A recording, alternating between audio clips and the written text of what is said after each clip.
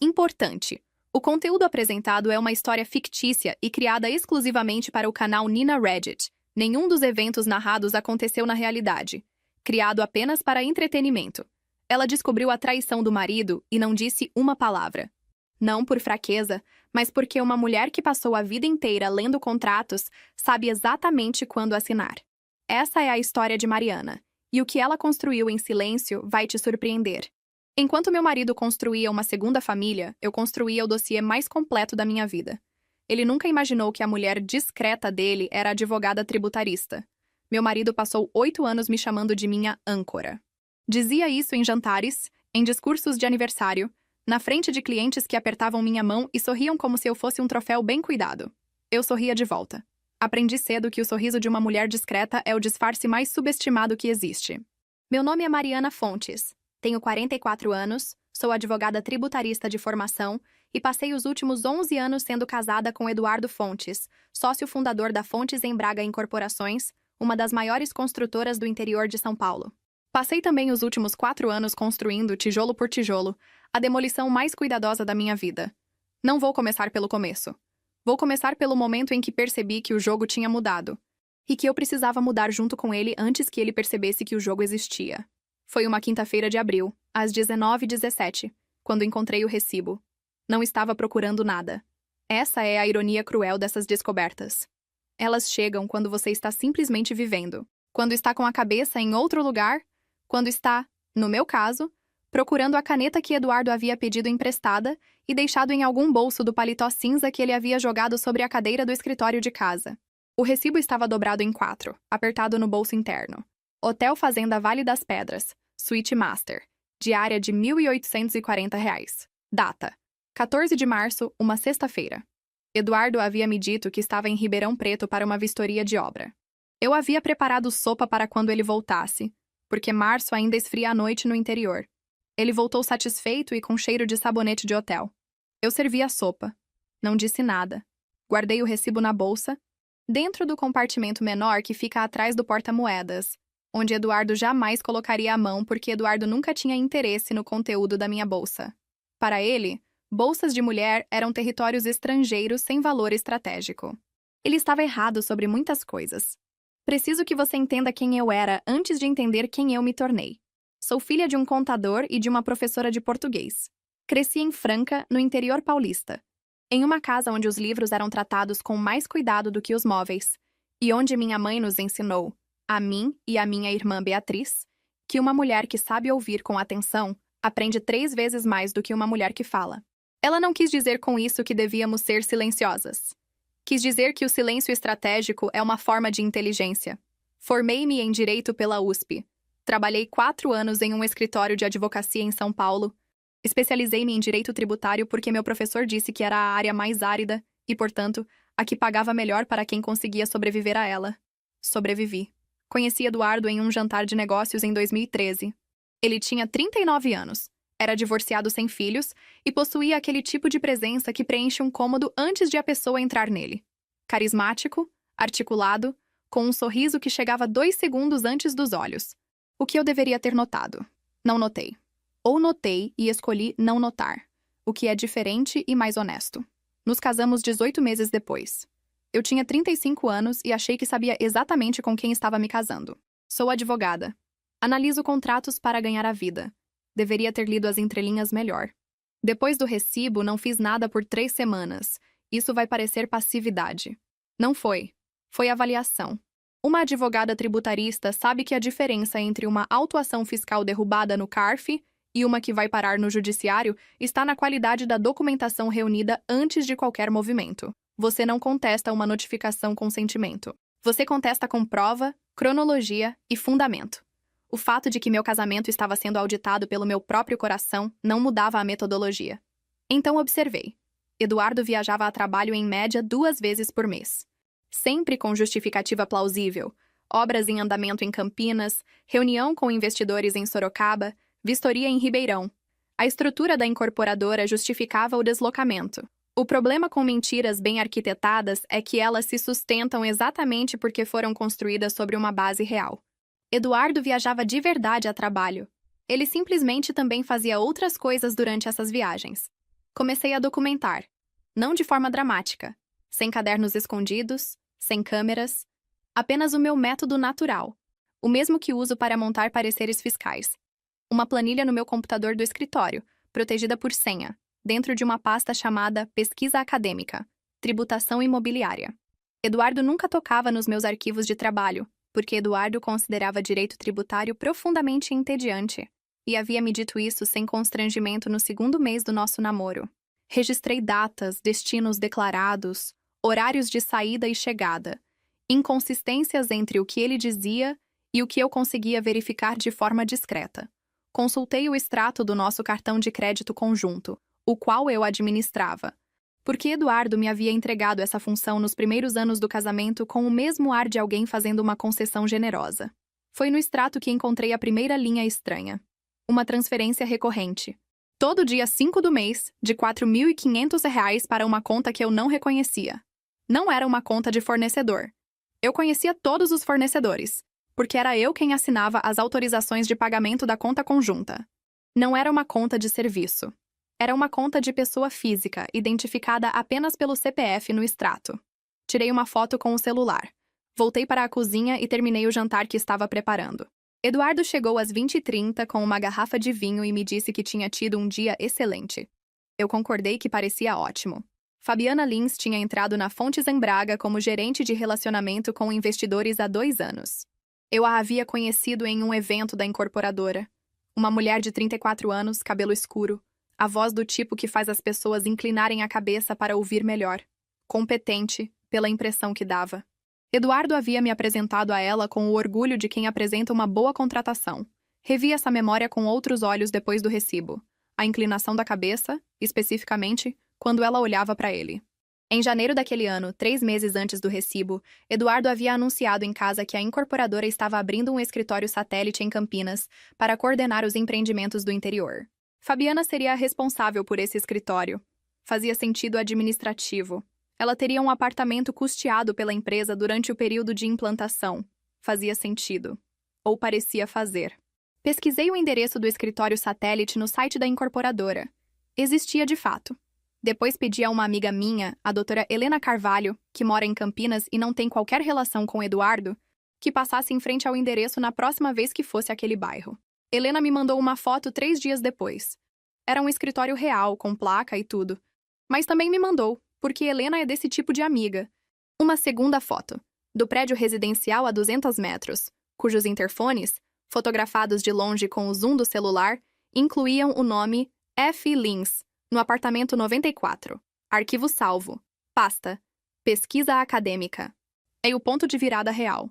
Não o recibo, não o extrato, não a foto do interfone, mas o momento em que eu soube que havia uma dimensão que eu ainda não havia medido. Foi em julho. Eduardo e eu tínhamos um médico de família há anos. O Dr. Renato Cabral, um clínico geral antigo que conhecia nosso histórico e que Eduardo consultava com a regularidade de um homem que acredita que a saúde, como tudo mais, responde bem ao gerenciamento sistemático. Eu havia sido adicionada como contato autorizado para correspondência médica logo no início do nosso casamento, por sugestão do próprio Eduardo, que detestava lidar com papelada, e me havia transferido essa responsabilidade com a facilidade de quem delega uma tarefa menor. Em julho recebi uma ligação do consultório do Dr. Cabral. Não era para mim. Era para o contato autorizado. A atendente disse que havia um resultado de exame para Eduardo que o médico gostaria de discutir, e que ela estava ligando para o número de referência cadastrado. Perguntei se havia alguma urgência. Ela disse que o Dr. Cabral preferia conversar pessoalmente, mas que caso eu quisesse, poderia falar com ele brevemente. Falei. O Dr. Cabral é um homem cuidadoso, do tipo que escolhe cada palavra antes de colocá-la no ar. Ele explicou, com a delicadeza que se usa para notícias de consequência, que Eduardo havia feito um painel hormonal de rotina em maio, parte de um check-up completo, que inclui, entre outras coisas, avaliação de fertilidade masculina. Esperamos anos para ter filhos. Eu havia assumido, como Eduardo havia assumido, que era uma escolha adiada, não uma impossibilidade. Tentamos de forma não sistemática por 2 anos. Não havia acontecido. Eu havia feito minha avaliação, que voltara normal. Eduardo havia adiado a dele repetidamente com a desculpa de que estava esperando uma janela menos corrida na agenda. A janela menos corrida havia chegado em maio. O Dr. Cabral disse com cuidado que o resultado mostrava oligospermia severa. Concentração muito abaixo do limiar de fertilidade natural. Não impossibilidade absoluta, mas probabilidade clínica de paternidade natural era, em termos práticos, extremamente remota. Havia opções a discutir, tratamentos, possibilidades de reprodução assistida. Ele continuou falando. Eu ouvi tudo. Agradeci. Desliguei. Fiquei sentada no meu escritório por 40 minutos olhando para a parede. Então abri a planilha. Abri o extrato bancário com as transferências de R$ 4.500. Calculei mentalmente a data em que Fabiana Lins havia se mudado para Campinas. E fiz as contas que ainda não havia feito. Minha irmã Beatriz mora em Belo Horizonte e é a única pessoa no mundo que sabe de tudo desde o começo. Não os detalhes operacionais, mas o fato fundamental de que minha vida havia tomado uma direção que Eduardo desconhecia. Liguei para ela na noite em que recebi o resultado médico. Não para desabafar. Para ter uma testemunha do meu estado de espírito naquele momento, caso alguém algum dia precisasse saber como eu estava. Isso vai soar frio. Não é. É simplesmente como minha cabeça funciona quando está sob pressão. Sempre foi.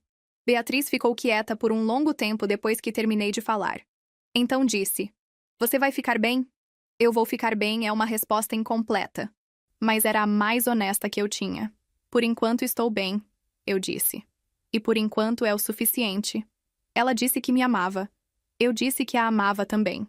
Desliguei e fui preparar o jantar porque Eduardo voltaria às 8 e porque rotina. Naquele momento, era o que me mantinha com os 2 pés no chão. Servi arroz, feijão e frango.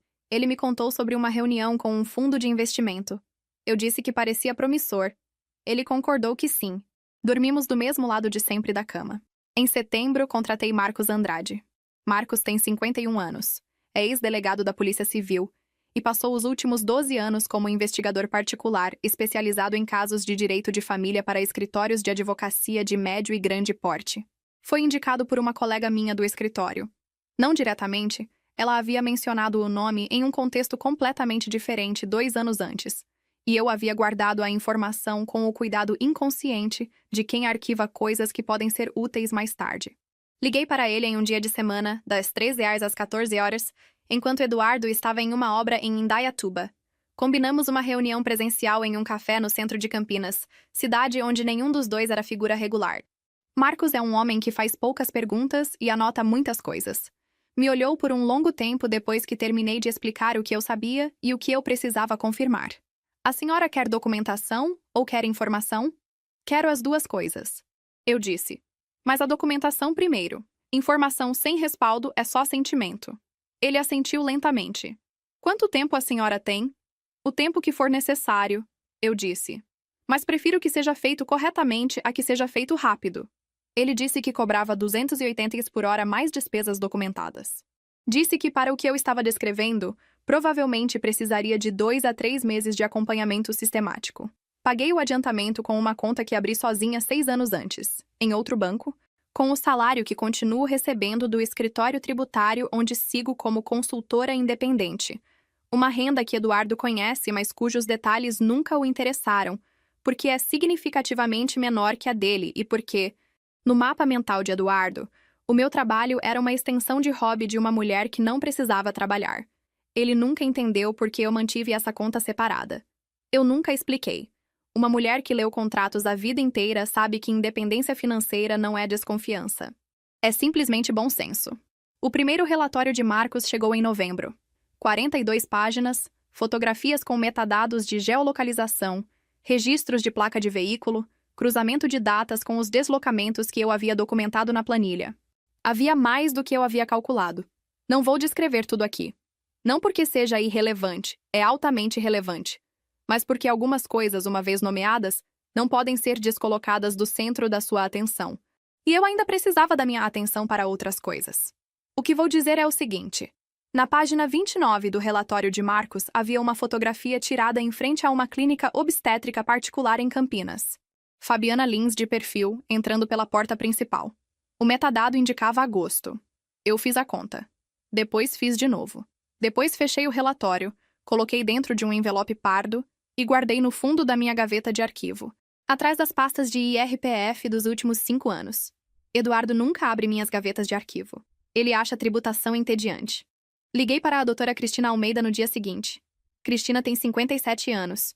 É sócia sênior do escritório Almeida em Prado Advogados, especializada em direito de família e sucessões, com foco em dissoluções de alto patrimônio.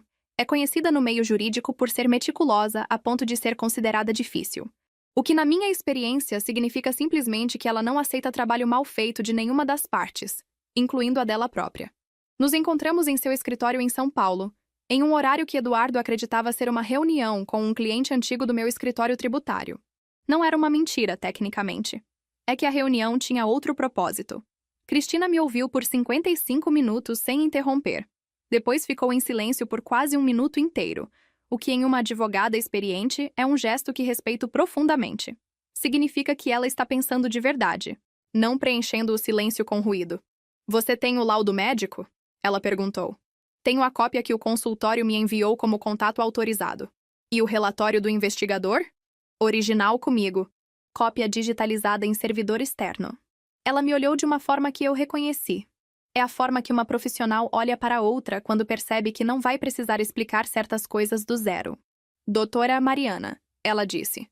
Você tem uma das posições pré-litígio mais sólidas que vi em muito tempo. O que você quer como resultado? Pensei por um momento. Quero que ele entenda com total clareza.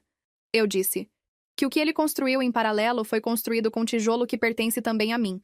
E quero que isso fique documentado antes de qualquer conversa. Cristina assentiu uma vez.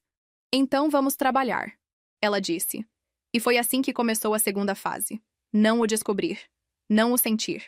Não o chorar sozinha no banheiro às 3 da manhã, embora isso também tenha acontecido, porque eu sou metódica, mas não sou feita de pedra. A segunda fase foi a construção. E eu tenho muito ainda a construir. A doutora Cristina Almeida tem um quadro na parede do escritório dela que eu havia notado na primeira visita, mas não havia comentado. Uma frase, impressa em tipografia simples sobre fundo branco, emoldurada em madeira escura.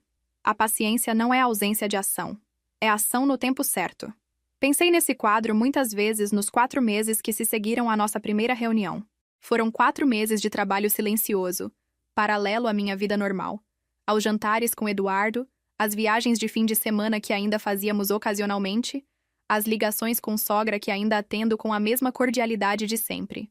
4 meses de reuniões quinzenais com Cristina, de relatórios complementares de Marcos Andrade, de um trabalho de perícia contábil conduzido por uma especialista chamada Doutora Flávia Rezende, CRC ativa, que havia auditado dissoluções societárias por 20 anos antes de migrar para o direito de família, e que olhava para balanços com o mesmo afeto que um cirurgião olha para um campo operatório. Flávia passou 3 meses desmontando a estrutura financeira da Fontes Embraga e de todas as empresas orbitando ao redor dela. O que ela encontrou foi meticuloso e incriminador. A incorporadora Pedra Alta Lida não existia no site da Fontes Embraga. Não havia menção a ela em nenhum material institucional que eu havia consultado. Mas existia no CNPJ, registrada há 3 anos, com endereço fiscal em Campinas, sócia administradora, Fabiana Cristina Lins. A Pedra Alta recebia contratos de prestação de serviços da Fontes Embraga. Serviços de consultoria de relacionamento com investidores e prospecção de empreendimentos. Valores que variavam entre 38 mil e 67 mil reais por mês, dependendo do trimestre. Flávia rastreou 26 meses de transferências. Fez o total. Me mandou por mensagem criptografada conforme havíamos combinado. Fiquei olhando para o número por um tempo considerável. Depois liguei para Cristina. Encontramos o que precisávamos. Eu disse. A voz de Cristina não mudou de tom. Ela já esperava por isso. Então é hora de montar o dossiê final. Ela disse. E depois é hora de escolher o momento. O momento, como Cristina havia me explicado meses antes, não é apenas uma questão dramática. É uma questão jurídica. Sob o regime de comunhão parcial de bens em que Eduardo e eu nos casamos, os bens adquiridos durante o casamento são partilhados. Isso inclui participações societárias, aportes em empresas e, conforme a jurisprudência consolidada que Cristina citou com a precisão de quem conhece cada acórdão pelo número, valores desviados do patrimônio comum para benefício de terceiros durante a vigência do casamento podem ser classificados como dilapidação de patrimônio conjugal, com consequências na partilha. 26 mil reais transferidos mensalmente, em média. 26 meses. A matemática era direta. Além disso, a Pedra Alta Liquidada cujo capital social havia sido integralizado com recursos rastreáveis a contas da Fontes Braga, poderia ser arguída como ativo conjugal disfarçado. Flávia havia preparado um laudo de 17 páginas explicando exatamente como esse argumento se sustentava contabilmente. Tínhamos o laudo médico. Tínhamos o relatório de investigação. Tínhamos a perícia contábil. Tínhamos 26 meses de transferências documentadas. Tínhamos o registro da Pedra Alta e a conexão societária com Fabiana. E tínhamos uma coisa a mais, que Marcos havia entregue na última semana, quase como acréscimo, com a naturalidade de quem entrega um detalhe menor. Uma certidão de nascimento. Lorenzo Fontes Lins. Nascido em outubro. 4 meses de idade na data do documento. Nome do pai. Eduardo Fontes. Marcos havia obtido a certidão por via pública, porque certidão de nascimento é documento público. Segurei o papel por um longo tempo. Não pelo choque. O choque havia ficado para trás. Naquela tarde de julho em que fizera as contas pela primeira vez. O que eu sentia agora era algo mais fundo e mais quieto. A confirmação de que o que eu havia construído nos últimos meses não era paranoia, não era ciúme disfarçado de estratégia. Era resposta proporcional a uma traição que tinha nome, sobrenome e certidão de nascimento. Arquivei a certidão. Liguei para Cristina. Estamos prontos, eu disse. O prazo que escolhemos não foi aleatório. Eduardo tinha, marcada para a segunda quinzena de março, uma assembleia de cotistas da Fontes Braga para a aprovação de um novo aporte de investimento externo, um fundo imobiliário de São Paulo que estava negociando entrada como sócio minoritário. Era a cooperação mais importante da incorporadora nos últimos 5 anos. Eduardo havia passado 6 meses preparando esse momento. Era o tipo de transação que, se desfecha bem, multiplica o patrimônio. Se desfechar mal, expõe fragilidades que investidores não perdoam. Cristina foi direta quando propus o timing. Não estou sugerindo sabotar a operação. Estou sugerindo protocolar o divórcio e o pedido de arrolamento de bens antes dela. O efeito prático é que qualquer movimentação societária relevante, incluindo a entrada de um novo sócio, fica sujeita à anuência do juízo enquanto o processo está em curso. Eduardo precisará ou negociar com você ou adiar a operação. Isso não é sabotagem. Eu disse. Não, ela confirmou. É posicionamento. Havia uma distinção importante ali que eu me importei em preservar. Não queria destruir o que Eduardo havia construído profissionalmente. Queria que ele entendesse, com a clareza que só os documentos proporcionam, que o que era dele era também meu, e que o que havia desviado do que era meu tinha consequências. Há uma diferença entre justiça e crueldade. Mantive essa diferença em mente durante todo o processo. Às vezes com dificuldade, mas mantive. Protocolamos a petição inicial de dissolução conjugal, combinada com o pedido de arrolamento de bens e a ação de reconhecimento e dissolução de sociedade de fato em relação à Pedra Alta Liteda, em uma manhã de quinta-feira, 2 semanas antes da Assembleia de Cotistas. Cristina havia instruído um oficial de justiça sobre o melhor momento para a citação pessoal. Eduardo foi citado no lobby da Fontes Braga, às 16h45 de uma sexta-feira, enquanto se despedia de 2 executivos do fundo de investimento com quem havia acabado de ter uma reunião preliminar. Soube disso porque Marcos estava lá. Não por acaso. Porque eu havia pedido que ele estivesse. Não para que eu pudesse me satisfazer com a cena, mas porque queria saber, com exatidão, como Eduardo reagiu no momento em que o mundo que havia construído encontrou o mundo que eu havia construído, e os dois colidiram em público, na frente de pessoas cujo julgamento ele valoriza. Marcos me descreveu a cena por telefone naquela noite. Ele ficou muito quieto, Marcos disse. Abriu o envelope, leu a primeira página. Os executivos já tinham ido embora. Ele ficou parado no lobby por uns 2 minutos. Depois ligou para alguém. Para o advogado dele? Provavelmente. Mas antes ligou para outra pessoa. Ficou no canto, bem baixinho. Não consegui ouvir o que disse. Eu soube para quem ele tinha ligado primeiro. E soube também que essa ligação, naquele momento, provavelmente havia sido muito diferente das anteriores. O advogado de Eduardo era um homem chamado Dr. Augusto Saraiva, especialista em direito societário com alguma experiência em família. O tipo de profissional que é excelente para proteger uma empresa e razoável para proteger um casamento, porque casamento e empresa são estruturas diferentes e a confusão entre elas costuma ser cara. Augusto entrou em contato com Cristina 3 dias depois da citação. Cristina me ligou após a conversa com a neutralidade profissional que eu havia aprendido a interpretar como termômetro do campo. Ele quer negociar, ela disse. Eu sei. Quer saber quais são as suas condições antes de qualquer audiência. Eu sei disso também. Mariana. Cristina fez uma pausa pequena. Você pensou no que quer de fato? Pensei nessa pergunta por um tempo antes de responder. Não porque eu não soubesse, mas porque precisava ter certeza de que o que eu queria era o que eu realmente queria, e não apenas a versão raivosa do que eu queria. E essas duas coisas, aprendi, podem ser muito diferentes. Quero a minha parte do patrimônio constituído durante o casamento, corrigida pelo valor desviado para a pedra alta, calculado conforme o laudo da doutora Flávia. Quero a manutenção da minha participação no escritório tributário sem qualquer interferência. Quero que o acordo seja homologado judicialmente, não apenas assinado em cartório, e quero uma cláusula de sigilo mútuo com multa real, não simbólica. E quanto à questão da paternidade? Essa não é minha questão para resolver, eu disse. Lorenzo é filho de Eduardo. O que Eduardo faz com isso é problema de Eduardo. Não pretendo usar uma criança como moeda. Houve um silêncio no telefone. Você tem certeza? Tenho. Deixa essa parte para ele administrar. Minha ação não inclui a criança. Cristina ficou quieta por mais um momento. Entendido, ela disse. E o tom dela tinha algo que raramente aparecia. Algo que se aproximava de respeito entre iguais. Não entre cliente e advogada. As negociações duraram 6 semanas. Augusto Saraiva tentou, nas primeiras rodadas, argumentar que os pagamentos à pedra alta eram contratos legítimos de prestação de serviços e que o laudo da doutora Flávia interpretava de forma tendenciosa uma estrutura empresarial válida.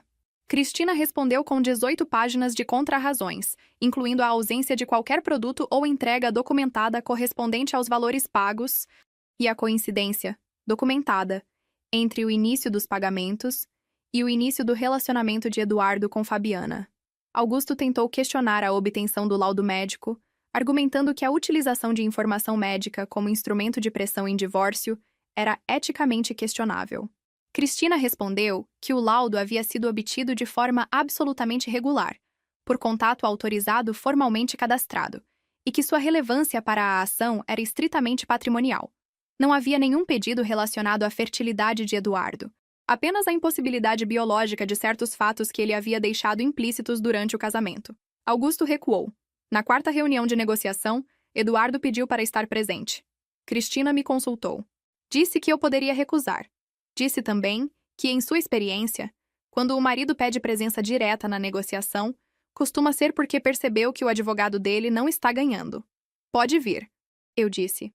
Não vou fingir que foi fácil sentar do outro lado da mesa de Eduardo Fontes depois de 4 anos de casamento construído sobre uma mentira. Não foi fácil, mas foi necessário. E no meu caso, necessário e difícil frequentemente chegam juntos e precisam ser administrados ao mesmo tempo. Eduardo entrou na sala de reunião de Cristina com aquela postura de sempre, ombros abertos, queixo levemente erguido, o homem que preenche o espaço antes de entrar nele. Mas havia algo diferente no redor dos olhos, uma contração que eu não havia visto antes. O tipo de tensão que aparece quando uma pessoa passou semanas não dormindo bem. Ele me olhou. Eu o olhei de volta. Não disse nada. Não era minha hora de falar. Era a hora de Cristina.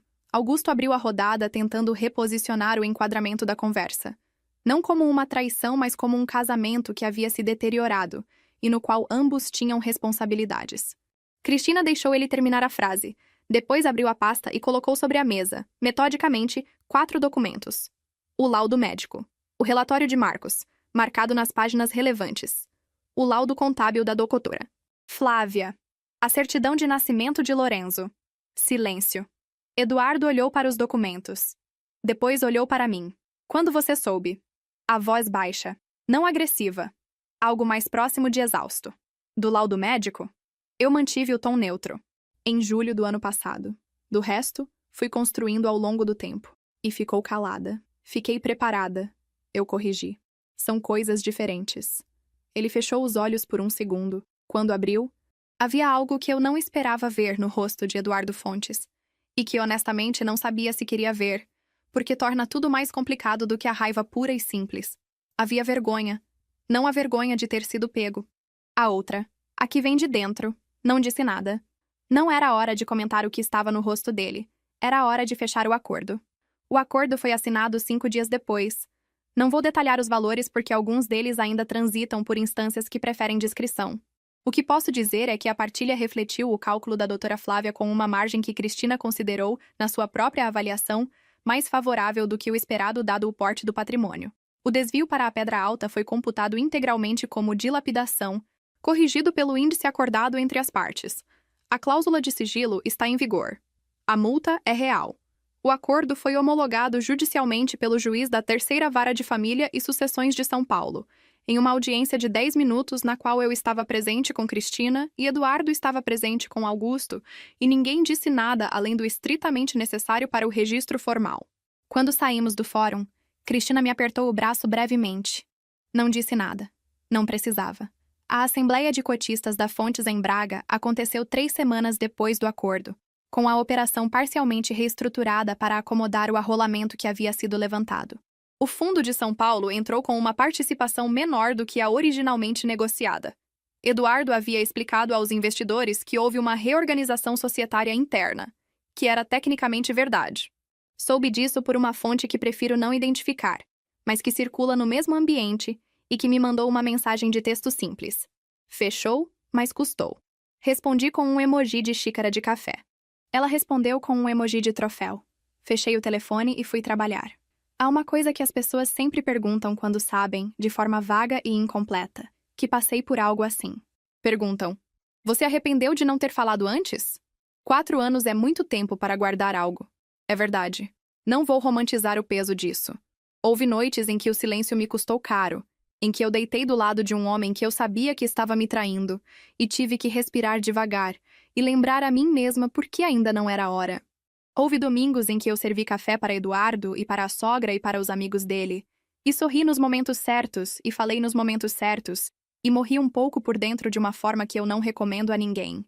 Mas também sei o que teria acontecido se eu tivesse confrontado Eduardo em setembro, quando encontrei o recibo. Teria recebido uma negativa, depois uma performance de indignação, depois uma tentativa de reposicionamento narrativo, porque Eduardo é bom nisso, em transformar o que fez em algo que aconteceu a ele, em mover o enquadramento até que o culpado fique nebuloso. Teria me visto talvez em uma briga emocional sem documentação, sem perícia, sem posição jurídica, com apenas um recibo de hotel e um sentimento ruim no estômago. Sentimento não é prova. Aprendi isso em tributário. Aprendi isso em família. Aprendi isso em vida. Não me arrependo, digo quando perguntam. E é verdade. Mas é uma verdade que carrega peso. E acho honesto reconhecer isso. 3 meses depois de homologado o acordo, mudei para um apartamento no Higienópolis, em São Paulo. Comprei com parte do que me coube na partilha. Não é grande. É exatamente do tamanho que eu precisava. Sala com luz boa, escritório com prateleiras para os processos que ainda acumulo, uma cozinha onde caibo eu e a Beatriz quando ela visita, que agora é mais frequente do que antes. Retomei a advocacia tributária em tempo integral. Estava com carga reduzida há anos, sem que Eduardo jamais soubesse que a redução era uma escolha minha de manutenção de reserva estratégica. Não uma consequência natural do casamento. Entrei em contato com 2 escritórios que haviam me procurado nos anos anteriores, e que eu havia declinado por razões que agora não faziam mais sentido. Aceitei os 2. Não penso em Eduardo todo dia. Isso vai soar implausível para quem nunca passou por uma dessas situações. Mas é verdade. A cabeça humana é notavelmente boa em redistribuir a atenção quando você dá a ela outras coisas nas quais se concentrar. E eu dei. Penso nele às vezes. Não com raiva. A raiva é muito cara para ser mantida por muito tempo. Consome energia que eu prefiro gastar em outras coisas. Com algo mais próximo da distância clínica com que olho para um processo encerrado, identificando onde a estrutura falhou, onde eu poderia ter visto mais cedo, onde a decisão foi acertada. Penso em Lorenzo às vezes também. 4 meses de idade quando saiu a certidão. 7 meses agora. Provavelmente. Uma criança que não escolheu nada do que a rodeia. Espero genuinamente que os adultos à volta dela sejam capazes de se comportar como adultos. Não é minha responsabilidade garantir isso. Mas é um pensamento que tenho. Beatriz veio me visitar no mês passado. Ficou 1 semana. Dormiu no quarto de hóspedes que ainda não tem cabeceira porque eu ainda não escolhi qual quero, e tomamos café todas as manhãs na varanda que dá para a rua. E ela me contou sobre os filhos dela, e eu contei sobre os processos que estava retomando, e nenhuma das 2 mencionou Eduardo até o 4º dia, quando ela perguntou, diretamente do jeito que Beatriz faz tudo. Você está bem de verdade ou está bem do jeito que você fica quando precisa estar bem? Pensei na pergunta com cuidado. Estou bem de verdade, eu disse, com algumas partes ainda no processo, mas a estrutura está de pé. Ela me olhou por um momento. A nossa mãe ficaria orgulhosa, ela disse. Não consegui responder imediatamente. Ficamos quietas as duas, olhando para a rua lá embaixo, para as pessoas passando com aquela pressa específica de São Paulo que eu havia estranhado nos primeiros dias e que agora me parecia quase reconfortante. Toda aquela energia indo para algum lugar, toda aquela determinação em movimento. Eu sei, eu disse quando consegui falar. Tem um caderno azul na gaveta do meu escritório. Não o dossiê. Esse está arquivado com Cristina, devidamente catalogado e guardado com o cuidado que documentos dessa natureza merecem. O caderno azul é outro. Comprei ele no mesmo mês em que contratei Marcos Andrade e usei para escrever à mão tudo que eu não podia escrever em nenhum lugar rastreável. Não estratégia, não documentação. As outras coisas. O que senti na noite que li o relatório de Marcos e passei por aquelas 42 páginas às 2 da manhã. O que passou pela minha cabeça no domingo seguinte quando Eduardo me trouxe flores sem razão aparente, que é o tipo de coisa que um homem culpado faz sem entender que é exatamente o que o entrega. O que eu pensei naquela reunião quando ele me olhou do outro lado da mesa e eu vi a vergonha no rosto dele, e precisei decidir, em frações de segundo, o que fazer com ela. Não sei se um dia vou reler esse caderno. Talvez sim, quando a distância for maior. Talvez não, porque algumas coisas cumprem sua função sendo escritas e não precisam ser relidas. Por enquanto ele fica na gaveta, fechado, encerrado, como tudo mais que ficou para trás. Minha mãe dizia que silêncio estratégico é uma forma de inteligência. Aprendi que é verdade. Aprendi também que há um momento em que o silêncio estratégico se encerra, em que as peças estão todas no lugar e a jogada pode ser feita, e que saber reconhecer esse momento é tão importante quanto saber esperar por ele. Esperei. Reconheci. Joguei.